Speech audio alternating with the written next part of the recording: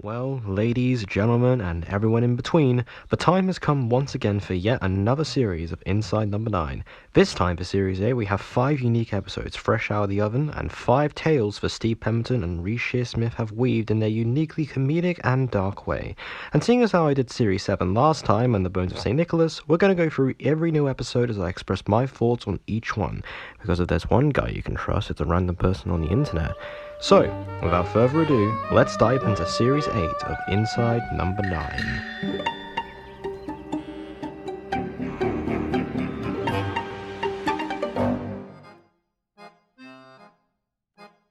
Seeing as how it's an anthology series, Inside Number 9 is no stranger to juggling multiple genres and tones, but the main 3 seem to consist of either comedy, drama, or horror. Sometimes an episode mixes in 2 into 1, or even all 3, but primarily an episode falls into one of these 3. Despite this, I'd say it would be kind of hard to say which of these takes up the brunt of the show's run, but today we're going to be looking at one of the more comedic episodes. Comedy-focused episodes in the show are often kind of chucked to the wayside by the fandom in favour of other episodes, but occasionally by drip-feeding something unique or blending in one of the other genres, you do get often memorable episodes such as Zanzibar or The Bill, which are personally some of my favourite episodes. Now, why do I mention this? Because today we are reviewing the next episode which could fall into this category, and of course being Paraksevidik. Hold on, give me a second. Paraksevidekatriaphobia. Thank you. For this episode, we follow Gareth, a relatively well-adjusted man who seemingly has a normal life. However, today he's feeling a tad paranoid considering the date is Friday the 13th. So, while his wife is out, Gareth decides to work from home, just to not risk it. However, seemingly random things occur which trigger his... as he obeys every superstition in order to get rid of all his troubles and make sure everything runs as smoothly as possible.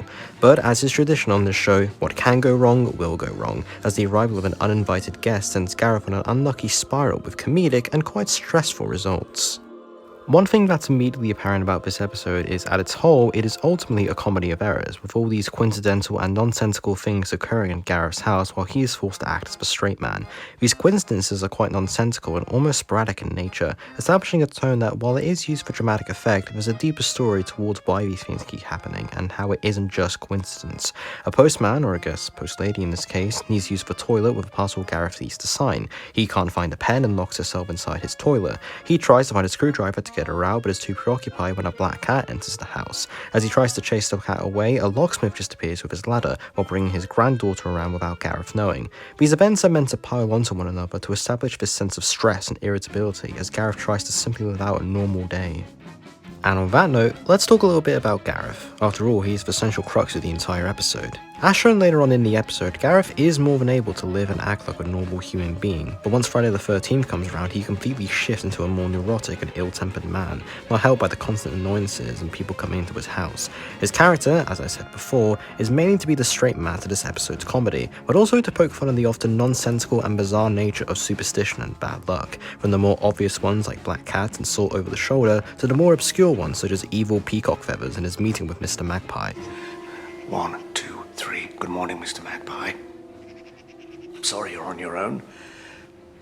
So now I've used up all my sorrow, nothing bad can happen. Understand?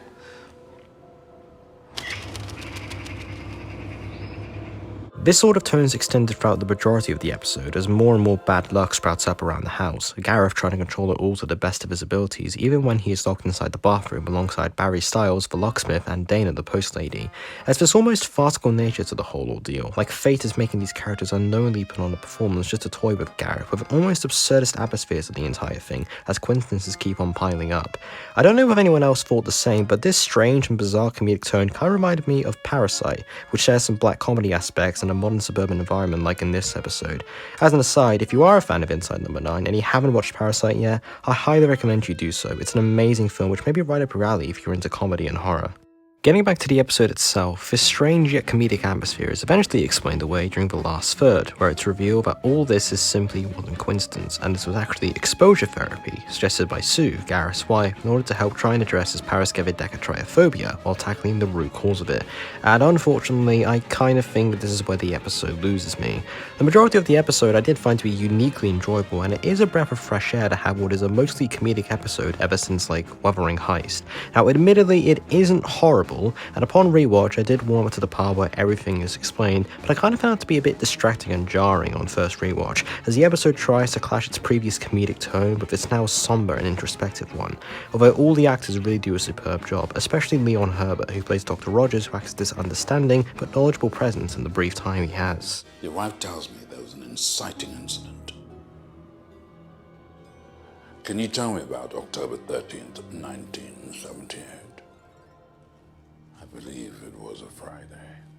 However, it does give us some insights to why Gareth is so paranoid towards this particular date, as the truth is revealed. His obsession with Friday the 13th and the root of his Paraksevidekatriaphobia ties to an accident in his youth where he was the only member of his class to miss out on a coach trip and ultimately survive when the coach crashed, killing all of his classmates. His fear and obsession with Friday the 13th is not a simple obsession rooted in the simple notion of bad luck, but rather as a result of his survivor's guilt. All the events and the actors involved were all simply trying to help Gareth overcome this fear, as the episode's tone now notably becomes more somber and focused. Before it whiplashes back to a more cheerful and playful mood, where suddenly Dermot O'Leary, no, he's not playing a character, the actual person, appears and brings some good luck in the form of a large sum of money after Gareth finally overcomes his fears. While it may have been a bit distracting to suddenly shift from a playful tone to a more reserved one, and circling right back to the previous playful atmosphere, I feel it isn't as jarring as before and kind of fits into the themes and notions of the luck, while still trying with the mishaps and humour which this episode has in spades. As a mostly comedic episode, Stephen Rees have of course written down a few great moments which made me laugh out loud. Some notable examples being Gareth's outburst when the twist is revealed and his snarling monologue to Lucky the cat. Do you know, a man came up to me the other day and said, "Have you seen my cat? He's got black fur, patchy with mange, he's missing his right ear, he's blind in one eye, and only has 3 legs due to a recent traffic accident." I said, "What's his name?" And the man said, "Lucky."